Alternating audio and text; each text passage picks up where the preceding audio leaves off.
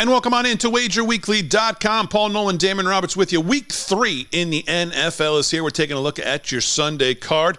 And right now we're up to game 453, 454 in your Nevada rotation. Tennessee on the road to Cleveland. This game opened 4.5 and 41.5 at Circa. Currently stands at Cleveland -3.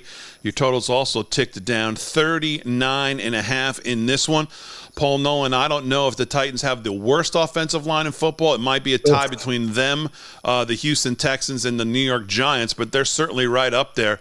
You look at Tannehill's been sacked 8 times. Obviously, they get the win last week. We were on them, but it's kind of been ugly. What do you see here in this game against the Cleveland team that obviously we talked about how important Nick Chubb is, just a devastating injury to watch it last week, obviously, so they're going to have life without him. Deshaun Watson trying to play better than he did last year. I don't think he could have played any worse. Still not really flashing all of what we used to see from him in Houston. What do you see in this game? You know, it's the center of that defensive line. I mean, guard Xavier Newman, undrafted rookie. His pass grade is probably the worst I've ever seen in based on PFF's pass grade. And if my pass grade was this guy doesn't belong in the league, so I guess we're in line there. And then Aaron Brewer at center, backup center. He's only 271-pound center. He's 6'1". He's undersized. He got manhandled, mauled, and wrecked the entire game last week. So you have to check the status of that offensive line because, Daniel Brunskill should be better. He's a good pass blocker, but he got demoralized last week as well. It was Brewer and what's his name? Hubbard. I can't remember Chris Hubbard. He never been good, but he played decent last week for the most part. That offensive line was ragdolled at every level, and Tannehill was making deep plays. So that's just one of the reasons why it goes back to why I had the Vikings, because if he was able, if that offensive line with no time whatsoever, and Tannehill was able to get to any deep ball he wanted was available. I think he was 20 of 24 overall for the day, with no time to throw. I mean, in all honesty, this minute, that's why the Charger defense is brutal. And that's why I think that, this is a good spot right now for Cleveland, because I think that Cleveland defensive line is going to absolutely manhandle this team. Tomlinson, the former Giant, in the middle has been wreaking havoc. He's been outstanding. His run defense, not great, but his pass rush up the middle has been outstanding. He's a big body. He's really engaged. And the fact that, Garrett has Darius Smith on the other side, a double-digit sack guy, those two guys are wreaking havoc. And I like the cornerbacks in this team. Newsome and Ward are just good. And, the young safety, because I'm old, I can't remember anybody's name, kid from LSU, has been playing a great safety. So I really think that this defense is for real. I said it at the beginning of the year, but I'm gonna go against the grain here. I know everybody thought Deshaun Watson looked absolutely abysmal last week, and he did not look good, but I see signs of life. I see signs of a guy kind of gaining the concept of the offense. From what I understand, I don't know if this is true or not, he's not a big study guy. Like, he doesn't love living in the book. He's more of a visual learner. He learns on the fly. So if he starts to get what I think he's going to get and get back to being an above average quarterback, this could be a really good spot coming off a Tennessee team that kind of squeaked its way through a win last week, despite the Chargers' absolutely moribund defense.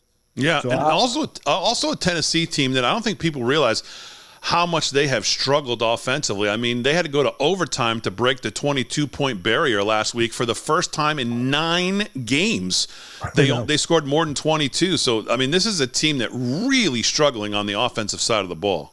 Yeah, without a doubt. I mean, I'm not and now they got to go on the road in Cleveland. The dog pound should be rocking. I can't imagine this defense not feeding and carrying this team to a win.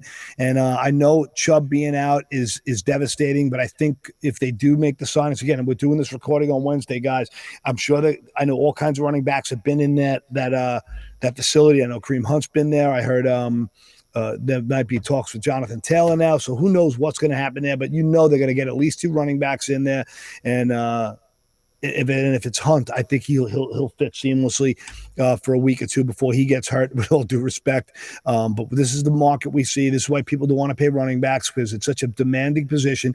They get destroyed and abused on every single play. Even when they don't touch the ball, they're in the block. They're in setting edges. So I do think the running game and this team will rally around. The injury to really a team leader in that locker room.